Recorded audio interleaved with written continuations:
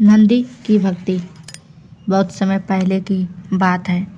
हिमालय की तराई में एक छोटा सा गांव था, शांत हरियाली से घिरा हुआ। उस गांव में एक वृद्ध ब्राह्मण रहता था। नाम था श्रीधर। वह गोपालन करता था और शिव भक्त था। उसकी सबसे प्रिय गाय ने एक सुंदर, मजबूत और सफ़ेद बछड़े को जन्म दिया। वृद्ध ब्राह्मण ने उस बछड़े को देखा तो उसकी आंखों में चमक आ गई। वह बोला, हे भोलेनाथ, यह क्या अद्भुत संयोग है। यह बछड़ा मुझे तुम्हारे वाहन जैसा प्रतीक हो रहा है। इसका नाम मैं नंदी रखता हूँ। उस दिन से बछड़े का नाम नंदी पड़ा। श्रीधर उसे बहुत स्नेह से पालता। नंदी भी बहुत शांत, अनुशासित और विचित्र रूप से समझदार था, मानो वह किसी विशेष उद्देश्य के लिए जन्मा हो। एक दिन श्रीधर की तबीयत बहुत बिगड़ गई। उसका मन अशांत था। उसे चिंता थी कि उसके पशु, खासकर नंदी का आगे क्या होगा।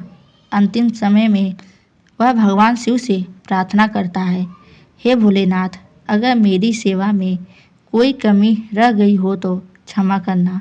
नंदी को अपना मान लेना। वह मेरा सबसे प्रिय है। श्रीधर की मृत्यु के बाद नंदी अकेला रह गया, लेकिन उसकी आदतें नहीं बदली। वह रोज मंदिर के पास जाकर शिवलिंग के सामने बैठ जाता। घंटों शांत भाव से गांव वाले यह देखकर हैरान थे।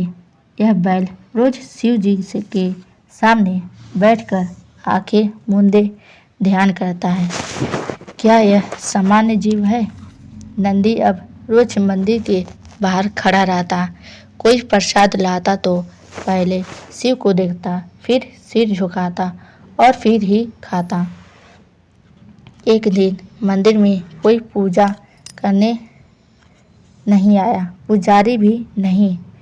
नंदी ने शिवलिंग के पास जाकर अपना सिर झुकाया और धीरे से अपनी जीभ से शिवलिंग को स्पर्श किया। ठंडी हवा चली।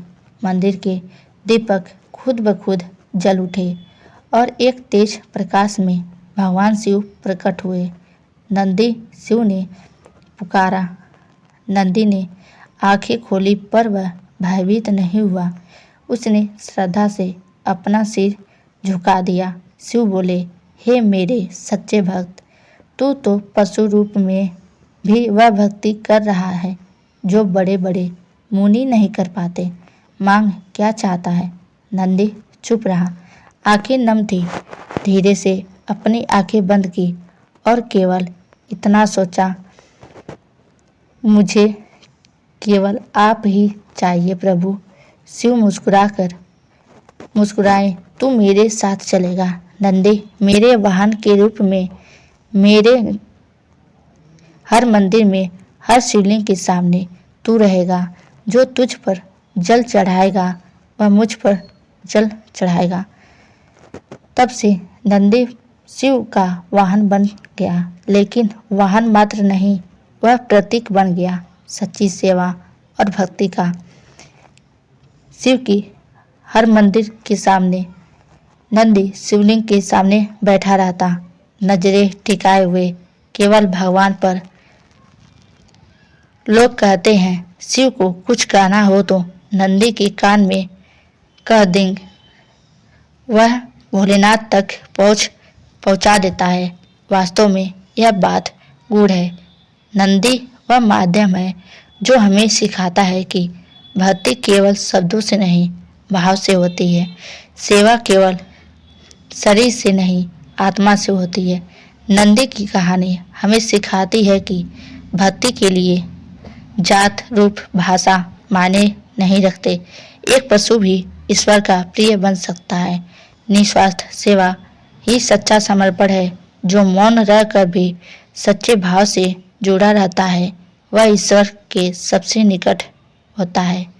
अहंकार नहीं, प्रेम और समर्पण चाहिए भगवान को।